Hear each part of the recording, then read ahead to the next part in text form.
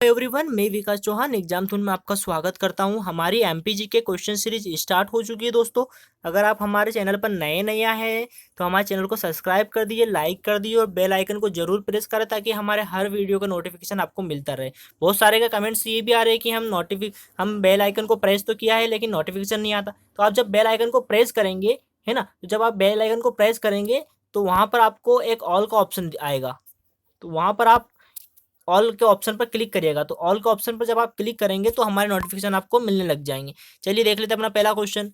लंबाई के क्षेत्र में भारत में नर्मदा का कौन सा स्थान है ना। तो यहाँ पर हम देख लेते हैं पहला, दूसरा, तीसरा या चौथा। चार अपने पास ऑप्शन है ना। तो यहाँ पर राइट आंसर क्या हो जाएगा, आप भी कमेंट करके जरूर बताएं। तो यहाँ पर राइट आंसर हो जाएगा दोस्तों ऑप्शन डी यानी कि चौथा। अब आपके मन में ये भी आ रहा होगा कि यार पहला स्थान किसका है, दूसरा किसका और तीसरा किसका है। चलिए इनके बारे में डिस्कस कर लेते हैं। उसके पहले देखेंगे हम मैप में नदियों को, है ना।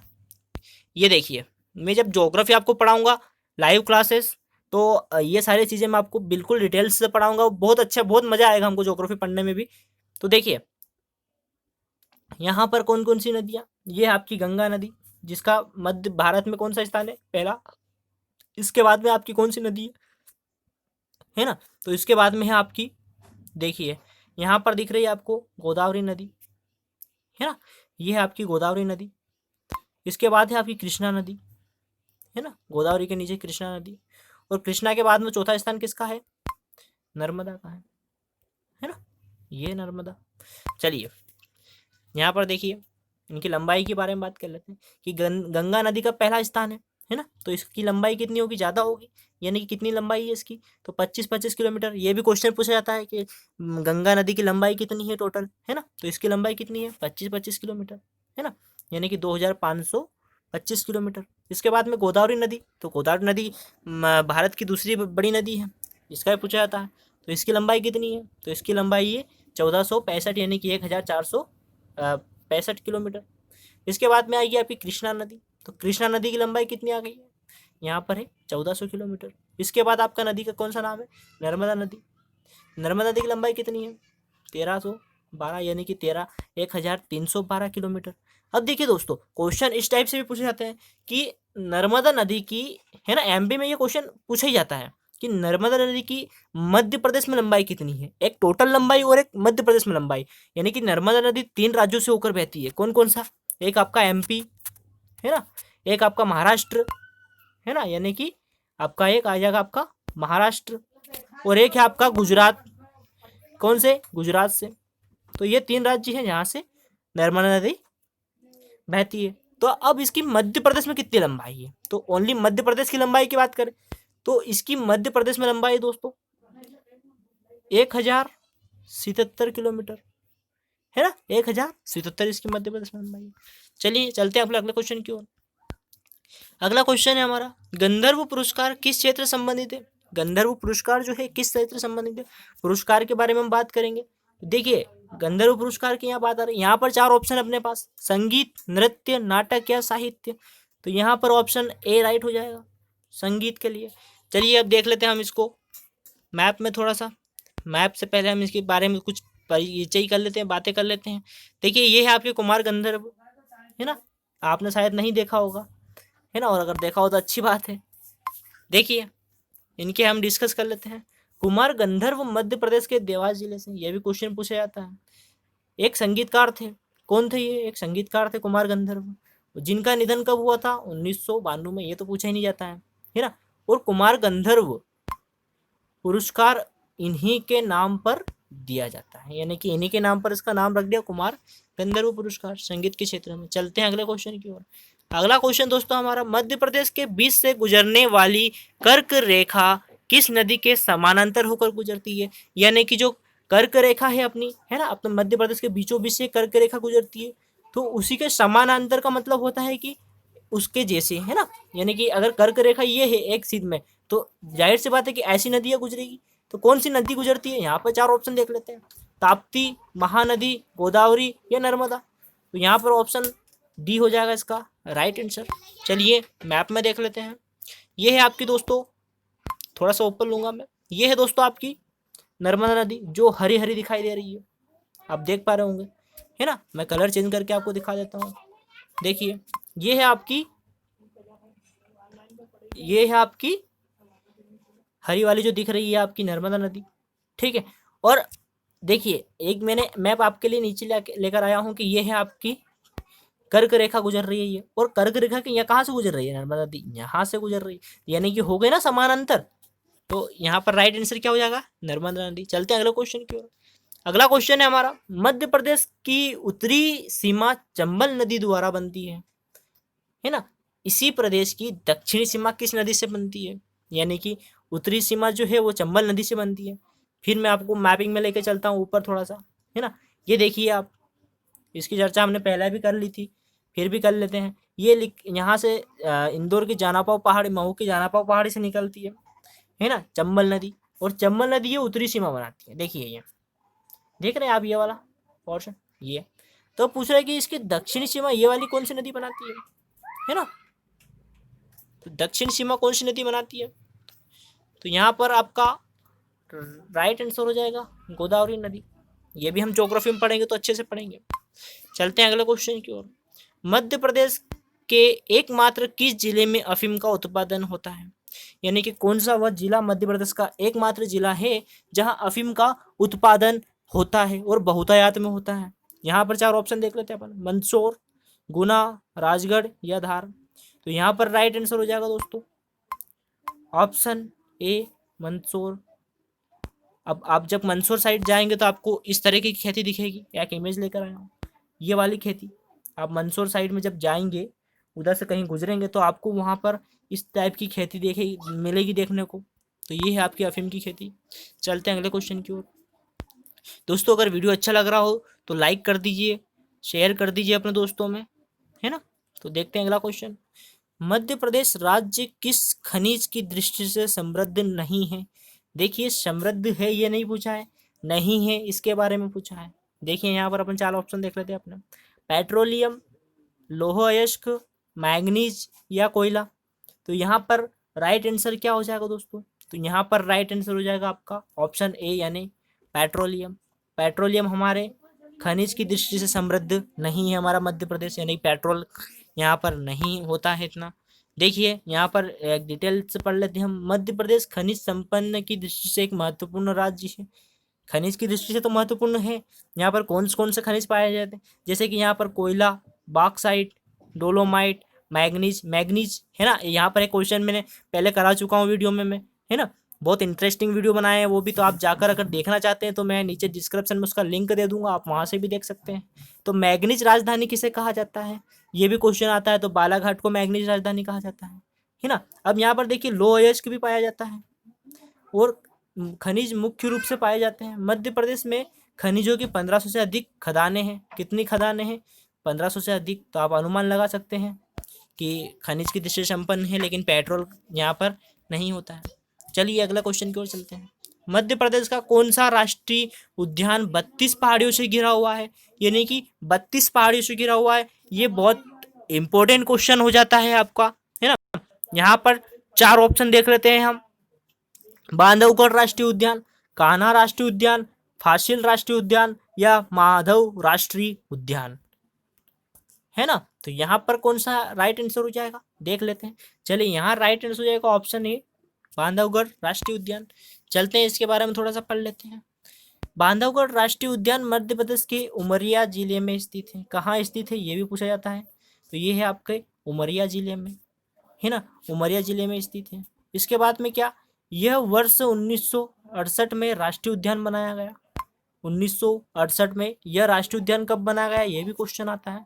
तो 1968 में बनाया गया। इसका क्षेत्रफल 437 वर्ग किलोमीटर है ना। यह बाघ आसानी से देखा जा सकता है, यहाँ बाघ पाए जाते हैं, है ना, बाघों की सघनता है। यह मध्य प्रदेश का एक ऐसा राष्ट्रीय उद्यान है जो 32 पहाड़ियों से घिरा हुआ है। हमारा क्वेश्चन भी यही था कि ये कितने पहाड़ियों से घिरा हुआ है, तो ये 32 पहाड़ियों से घिरा हुआ है। चलिए ये भी हमारा कंप्लीट हो गया है। दोस्तों अगर अभी तक आपने हमारे चैनल को सब्सक्राइब नहीं किया तो सब्सक्राइब कर लीजिए और लाइक कर दीजिए, है ना, और आप अपने दोस्तों में भी शेयर करिए। चलते हैं अपने अगले क्वेश्चन की ओर। यहाँ देखिए, मध्य प्रदेश में हर 12वें साल कुंभ मेला कहाँ लगता है। अगर आप मालवा क्षेत्र से हैं तो आपको आसानी से आप बता देंगे कि हर साल कहाँ लगता है मध्य प्रदेश में महाकुंभ, और नहीं पता है तो आप अगर आए होंगे तो आपको पता चल गया होगा कि मालवा में कब लगता है। देखिए फिर भी यहाँ पर 4 ऑप्शन देख लेते हैं अपन। सांची, ओंकारेश्वर, चित्रकूट या उज्जैन। चारों पर्यटन की दृष्टि से जो है बहुत महत्वपूर्ण स्थान है। लेकिन यहाँ क्वेश्चन क्या है कि कुंभ मेला कहाँ आयोजित होता है। तो देखिए कुंभ मेला आयोजित होता है दोस्तों आपका ऑप्शन डी यानी कि उज्जैन में। उज्जैन में हर 12 साल में कुंभ मेला स्टार्ट होता है। और अभी हाल ही में, यानी कि हाल ही की बात नहीं करेंगे हम, 2018 के समथिंग में कुंभ मेला कहाँ लगा था, तो वो लगा था आपका, कहाँ लगा था, है ना, प्रयागराज में।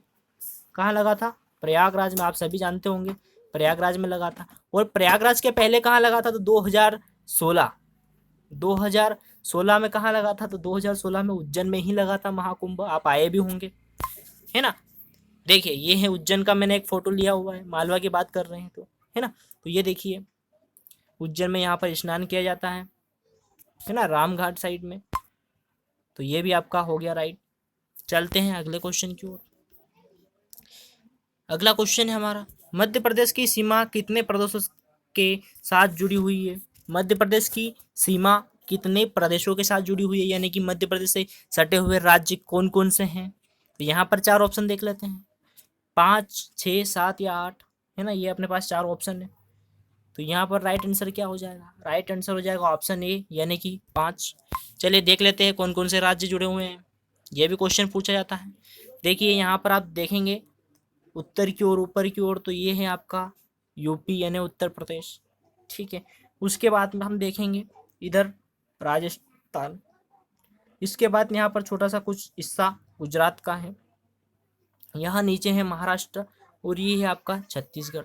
तो आपने अगर मेरे पहले का वीडियो देखा होगा तो मैंने उसमें पढ़ाया है कि छत्तीसगढ़ हमारे मध्य प्रदेश से कब पृथक हुआ, और उसके बारे में हमने डिटेल से पढ़ी है। और अब जब लाइव क्लासेस पढ़ेंगे तो इनके बारे में और अच्छे से पढ़ लेंगे, तो आपको ये भी अच्छे से याद हो जाएगा। तो कितने राज्य है दोस्तों, ये 5 राज्य हैं जहाँ से हमारी मध्य प्रदेश की सीमा सटी हुई है, यानी कि हमारे राज्य की सीमा 5 राज्यों से लगी हुई है ना। देखते हैं अगला क्वेश्चन। अगला क्वेश्चन है हमारा, डुबरी किस राष्ट्रीय उद्यान का पुराना नाम है, यानी कि डुबरी किस राष्ट्रीय उद्यान का पुराना नाम, मेरे पहला नाम था डुबरी, है ना। तो यहाँ पर अपने 4 ऑप्शन देख लेते हैं, संजय गांधी राष्ट्रीय उद्यान, बांधवगढ़ राष्ट्रीय उद्यान, कान्हा राष्ट्रीय उद्यान या माधव राष्ट्रीय उद्यान। तो यहाँ पर राइट आंसर हो जाएगा ऑप्शन ए, संजय गांधी राष्ट्रीय उद्यान। चलो इसके बारे में थोड़ा सा पढ़ लेते हैं। डुबरी राष्ट्रीय उद्यान की स्थापना 1981 में हुई। इसकी स्थापना कब हुई ये भी पूछ सकते हैं। तो 1981 में इसकी स्थापना हुई थी।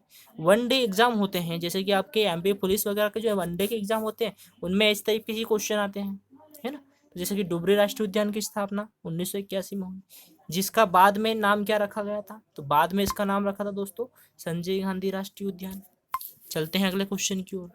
अगला क्वेश्चन है हमारा, मध्य प्रदेश का उच्च न्यायालय जबलपुर में स्थित है। सभी को पता है कि जबलपुर में, नहीं पता है तो आप हमारा अगला वीडियो देखिए, उसमें हमने सारी बात की है। यहाँ पर हम सिर्फ क्वेश्चन पे ध्यान देंगे। देखिए मध्य प्रदेश का उच्च न्यायालय जबलपुर में स्थित है ना।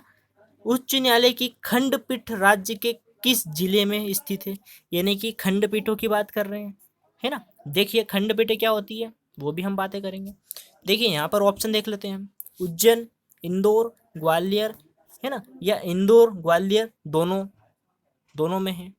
तो यहाँ राइट आंसर क्या हो जाएगा दोस्तों, राइट आंसर हो जाएगा ऑप्शन डी, इंदौर व ग्वालियर में। खंडपीठें क्या होती है, यानी कि जो उच्च कार्यालय होते हैं, है ना, उच्च कार्यालय को खंडपीठ कहा जाता है। जैसे कि आप इंदौर में हैं और एक है आपका ग्वालियर में। और इंदौर ग्वालियर के बारे में और मैं बताऊंगा आपको, है ना, कि इंदौर और ग्वालियर, ठीक है, ये आपको शायद पता भी होगी। आप जब मेरा वीडियो में, यही इसलिए आपको बता रहा हूँ कि आपको ये सारी चीज़ें मेरे वीडियो में मिल जाएगी। जो पुराने वीडियो जो मेरे, उन्हीं का सारे वीडियो का मैं लिंक नीचे दे दूंगा, आप वहाँ से वीडियो देख सकते हैं।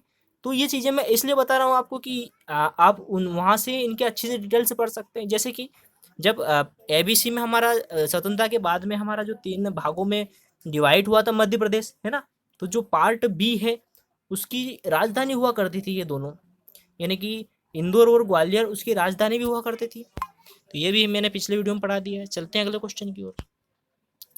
यहाँ अगला क्वेश्चन है हमारा, भोपाल गैस कांड किस तिथि को हुआ था। मोस्ट इंपोर्टेंट क्वेश्चन कहूँगा इसको। ये एमपीपीएससी मेंस में भी आता है MPSI में भी आता है और अदर कॉम्पिटिटिव एग्जाम्स में इस टाइप के क्वेश्चन बनते हैं। तो चलते हैं देख लेते हैं। यहाँ 4 ऑप्शन है अपने पास। 2 दिसंबर 1984, 4 नवंबर 1984, 31 अक्टूबर 1984 या 3 दिसंबर 1984। हुआ 1984 को है, लेकिन डेट क्या थी उस दिन, है ना, मंथ कौन सा था। तो यहाँ पर राइट आंसर क्या हो जाएगा, राइट आंसर हो जाएगा ऑप्शन डी, 3 दिसंबर 1984। बहुत ही दुखद घटना थी दोस्तों ये। इसके बारे में हम देख लेते हैं कि ये हुई कैसे थी। बाकी मैं आपको जब MPPSC मेंस से पढ़ाऊंगा तो वहाँ हम सारी डिस्कस कर लेंगे। यहाँ पर थोड़ा शॉर्टकटली देख लेते हैं। भोपाल गैस कांड में मिथाइल आइसोसाइनाइट, है ना, नामक जहरीली गैस का रिसाव हुआ था। भोपाल गैस कांड में जो मिथाइल आइसोनाइट होती जो कंपनी थी, वहाँ पे इस गैस का रिसाव हो गया था उस कंपनी में, जिसका उपयोग कीटनाशक बनाने के, इस मिथाइल आइसोसाइनाइट MIC का उपयोग काय में किया जाता था, कीटनाशक बनाने में किया जाता था। इस कांड में लगभग 15,000 से अधिक लोगों की जान चली गई थी। बहुत दुखद घटना थी दोस्तों ये। 15,000 लोगों की जान रातों रात, जो सोए थे वो सोए के सोए ही रह गए थे भोपाल में, 15,000 लोग। और कई सारे अपंग और कई अन्य समस्याओं से ग्रसित हो गए थे। इस टाइप की ये गैस थी। तो चलते हैं अगले क्वेश्चन की ओर। ये भी उम्मीद करते हैं आपको समझ में आ गया होगा। आप वीडियो को बीच में से स्किप ना करें, वीडियो को आप पूरा देखेंगे, आपको सारी चीज़ें समझ में आएगी। और मैं आपके लिए अच्छी वीडियो इसीलिए लाता हूँ, कुछ चुनिंदा क्वेश्चन से लाता हूँ जो हर बार रिपीट होते रहते हैं, ताकि आपको एग्जाम की अगर आप प्रिपरेशन कर रहे हो तो आपको काफ़ी इंपॉर्टेंट हो जाते हैं ये। देखिए यहाँ अगला क्वेश्चन देखते हैं। इनमें से कौन सी नदी यमुना में नहीं मिलती है। यहाँ पर 4 ऑप्शन है अपने पास। चंबल, बेतवा, सोन, काली सिंध। तो यहाँ पर राइट आंसर हो जाएगा दोस्तों ऑप्शन सी, सोन नदी। सोन नदी जो है वो यमुना में नहीं मिलती है। कहाँ मिलती है, डायरेक्ट गंगा में मिल जाती है। यहाँ पर देखिए थोड़ा सा प्रॉब्लम है ये, है ना, मैप को हम नहीं देखते हैं। आगे चलते हैं। मध्य प्रदेश का इकबाल सम्मान किस क्षेत्र के लिए दिया जाता है। इकबाल सम्मान जो है ये किस क्षेत्र के लिए दिया जाता है। यहाँ पर आप नाम से ही आप पता लगा सकते हैं, लेकिन फिर भी हम ऑप्शन देख लेते हैं। इकबाल सम्मान ललित कलाओं के क्षेत्र में। ऑप्शन बी है उर्दू में सर्वश्रेष्ठ रचनात्मक लेखन हेतु, है ना, सॉरी, इसके बाद में हिंदी साहित्य में सर्वश्रेष्ठ रचनात्मक लेखन हेतु, संस्कृत विकास में योगदान हेतु। यहाँ राइट आंसर क्या हो जाएगा, मैंने पहले ही लगा दिया था, ऑप्शन बी, उर्दू में सर्वश्रेष्ठ रचनात्मक लेखन हेतु। इसमें कुछ ज़्यादा हम नहीं पढ़ेंगे, अगले क्वेश्चन की ओर चलेंगे। अगला क्वेश्चन है हमारा, मध्य प्रदेश में पर्यटकों का स्वर्ग। बहुत इंपॉर्टेंट क्वेश्चन। मध्य प्रदेश में पर्यटकों का स्वर्ग किस स्थान को कहा जाता है। यहाँ पर अपने पास है 4 ऑप्शन। खजुराहो, ग्वालियर, सांची, पंचमढ़ी। पंचमढ़ी कहाँ है, होशंगाबाद में। ठीक है, ये भी मैंने बता दिया। तो यहाँ राइट आंसर क्या हो जाएगा, तो यहाँ पर पर्यटकों का स्वर्ग किसे कहा जाता है, मैंने अपने वीडियो में डिस्कस कर चुका हूँ, एक बार और पढ़ लेते हैं। यहाँ पे आपका हो जाएगा ऑप्शन डी यानी पंचमढ़ी।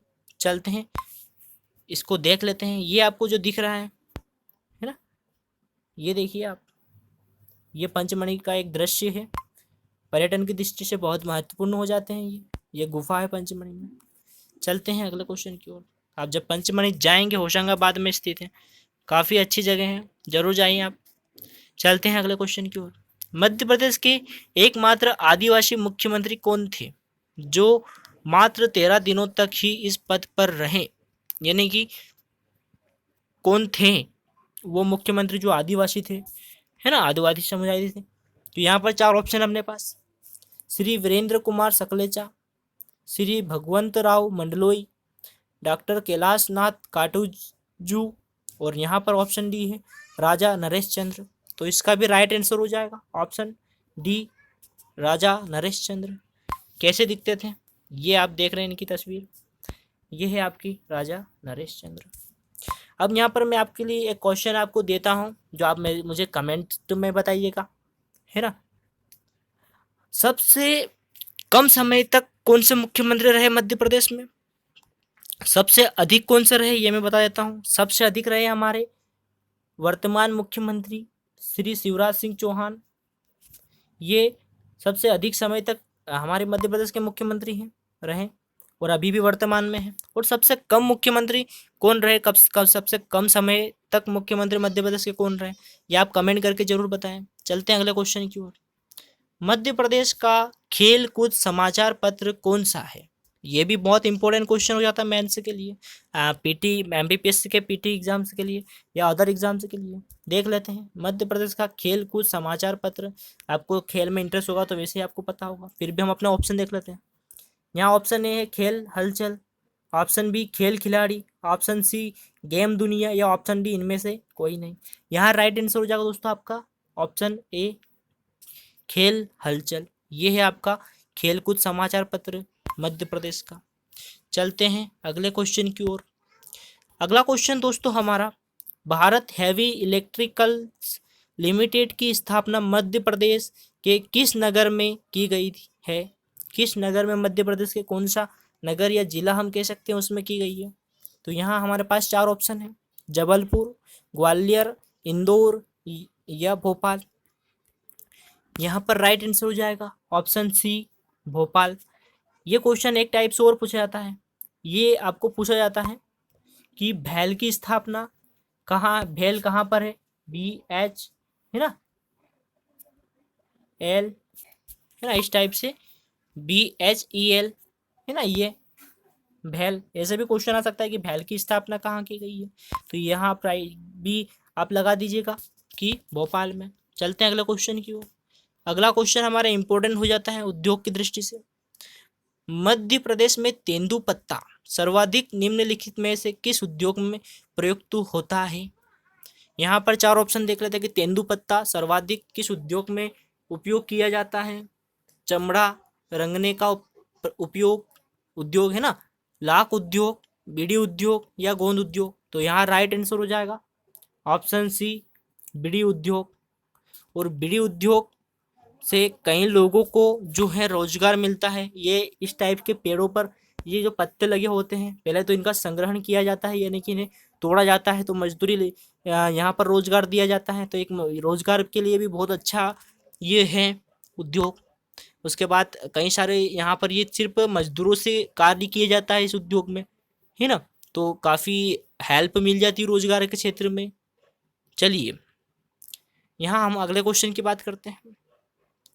मध्य प्रदेश का पिन कोड किस अंक से प्रारंभ होता है? वह कौन सा अंक है जहाँ से मध्य प्रदेश का पिन कोड प्रारंभ होता है, यानी कि पहला अंक कौन सा है? यहाँ पर देख लेते हैं 2, 3, 4 या 5। ये हमारे पास ऑप्शन है ना, तो यहाँ पर राइट आंसर क्या हो जाएगा? Option C 4। जैसे कि है ना 4 और फिर बाद में कोई डिजिट होते हैं 4, 5 ऐसा कुछ करके, है ना, तो पहला अक्षर कौन सा है?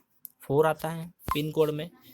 चलते हैं अगले क्वेश्चन की ओर। और लास्ट क्वेश्चन दोस्तों, हमारे चैनल को अगर अभी तक आपने सब्सक्राइब नहीं किया है तो आप सब्सक्राइब कर दीजिए, लाइक कर दीजिए और शेयर जरूर करें। देख लेते हैं अगला अपना क्वेश्चन। मध्य प्रदेश में सिंचाई का सबसे प्रमुख साधन क्या है? सिंचाई का सबसे प्रमुख साधन मोस्ट इंपोर्टेंट क्वेश्चन हो जाता है। सिंचाई का जो साधन हमारे मध्य प्रदेश में प्रमुख साधन क्या है, कि ज़्यादातर जो खेतों में सिंचाई होती है कैसे होती है? यहाँ पर चार ऑप्शन देखते हैं, नलकूपों से, नहर, रहट या कुएं। तो यहाँ राइट आंसर क्या हो जाएगा आपका? ऑप्शन बी नहर, है ना, इंदिरा गांधी नहर, है ना। और इस तरीके से हम जब पढ़ेंगे नहरों के बारे में तो और अच्छे से पढ़ लेंगे। तो नहरें होती है हमारे जो सिंचाई के क्षेत्र में। देखिए आप यहाँ पर देख सकते हैं इस क्षेत्र से जो नहर निकली हुई है ना, यहाँ से जिन खेतों जो आसपास के जो खेत होते हैं इनमें पानी जाएगा इस नहर से, है ना। जो भी पाइपलाइन से लगाते हैं उसके थ्रू पानी चला जाता है। सिंचाई के क्षेत्र में नहरों का बहुत योगदान रहा है हमारे इसमें, है ना, और प्रमुख साधन भी है। दोस्तों हमारा वीडियो आपको कैसा लगा? अगर वीडियो अच्छा लगा हो तो आप इसे शेयर कर दीजिए अपने दोस्तों में, लाइक तो करेंगे ही सही आप, है ना। तो उम्मीद करते हैं आपको हमारा वीडियो अच्छा लगा होगा। मिलते हैं नेक्स्ट वीडियो में, जब तक के लिए थैंक यू। पढ़ते रहिए। एग्ज़ाम धुन।